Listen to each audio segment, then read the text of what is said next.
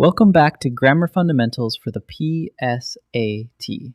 This is Chapter 8, Lesson 52. Last time, the ing form became a noun, the gerund. Today, we meet another verbal, one you use constantly without noticing. It starts with the little word to. We call it the infinitive. Start with the core idea. An infinitive is the word to plus the base form of a verb. To run, to think, to win. Take this sentence. To win was her goal. The infinitive to win is built from the little word to and the plain verb win. So whenever you see to sitting right in front of a base verb, you're looking at an infinitive. Here's what makes the infinitive so useful. It can do 3 different jobs. First, it can be a noun. To win was her goal. There, to win is the subject of the sentence. Second, it can be an adjective, a book to read. There, to read tells us which book. Third, it can be an adverb. She paused to listen. There, to listen tells us why she paused. One form, 3 different jobs. Often the infinitive brings helpers along. An infinitive phrase is the infinitive plus the words that complete its meaning. Listen, he hopes to travel through Peru. The infinitive is to travel, and through Peru finishes the thought. Together, to travel through Peru is the infinitive phrase, and the whole phrase does one job. Here, the direct object of hopes.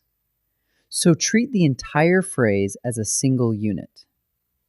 Now, the one trap to watch. The little word to does double duty.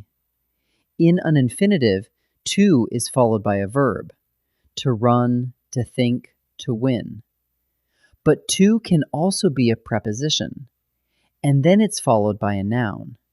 To the store, to school, to Peru. To run is an infinitive. To the store is just a prepositional phrase. So always check the next word. A verb after to means an infinitive. A noun after to means a preposition. So here's your quick check. Whenever you spot the word to, ask one thing. What comes right after it? If the next word is a base verb, like run or win, you've got an infinitive.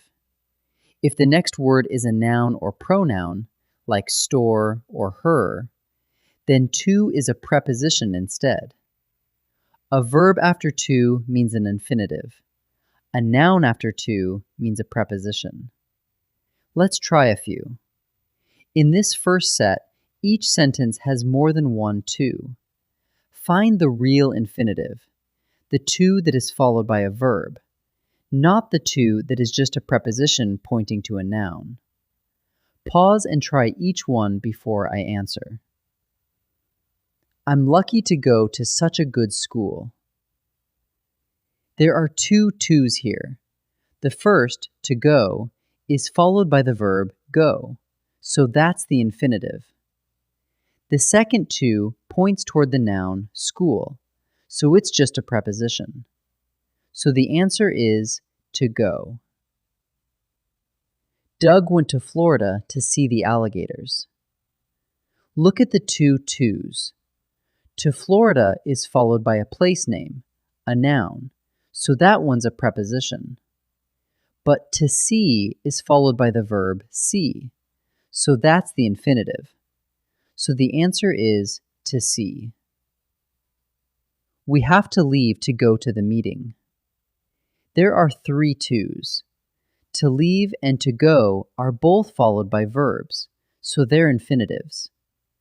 But the last to points to the noun meeting, so it's a preposition. The first infinitive is to leave, so the answer is to leave.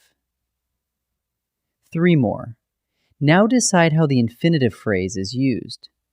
Is it the subject of the sentence or the direct object of a verb? And watch out, because in one of these, The to is only a preposition, so there's no infinitive at all. Pause and try each one. To eat a crisp apple is one of autumn's joys. The infinitive phrase is to eat a crisp apple.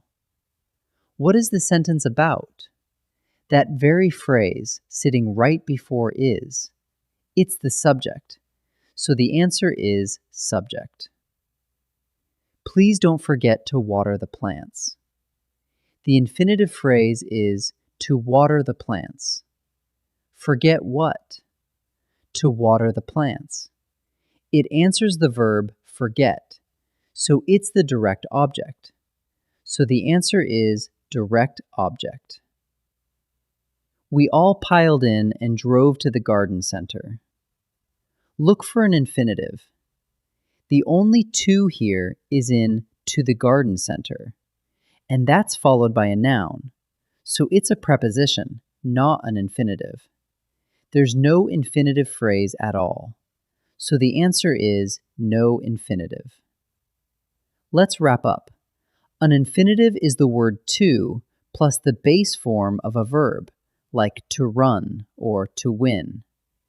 It's a verbal, so it can act as a noun, as an adjective, or as an adverb. And an infinitive phrase carries the whole job as one unit. Just remember the trap. The word to is only part of an infinitive when a verb follows it. When a noun follows to instead, it's a plain preposition. Check the next word every time. Great work.